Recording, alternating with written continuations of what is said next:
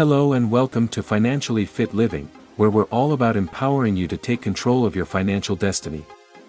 If you're new here, don't forget to hit subscribe and turn on notifications so you never miss an episode. Today, we're tackling a subject that could significantly change your financial landscape: how to start a side hustle and make extra money. So, what exactly is a side hustle? A side hustle is any type of work undertaken in addition to one's full-time job. It's an opportunity to earn extra income, and it's ideally something you're passionate about. The beauty of a side hustle is that it not only provides an additional income stream but can also allow you to explore your interests and hobbies in a financially rewarding way. Now, why should you start a side hustle? The reasons are many, and they vary from person to person. For some, it's about earning extra income to pay off debt.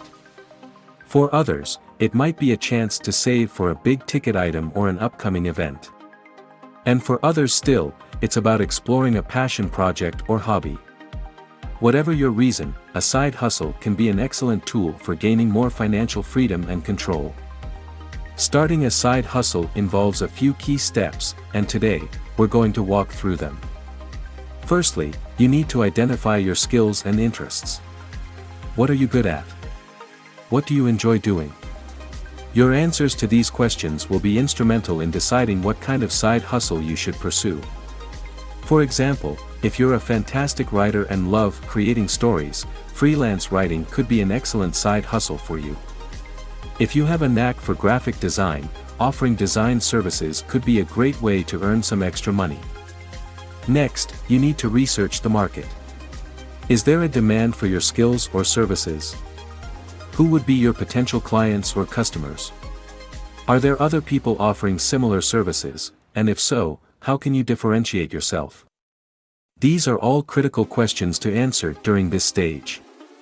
You might find that there's a high demand for your skills, or you may discover a niche market that's yet to be fully explored.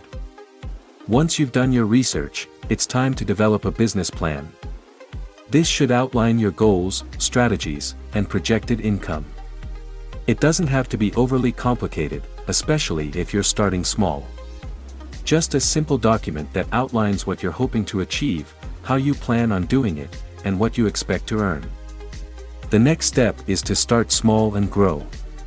You don't have to quit your day job to start a side hustle. In fact, it's better to start small, test the waters, and then grow your business over time. This allows you to manage your risk and learn as you go. Finally, remember that consistency is key. It can be challenging to balance a side hustle with a full-time job and other commitments. However, the key to success is to keep going, even when it gets tough.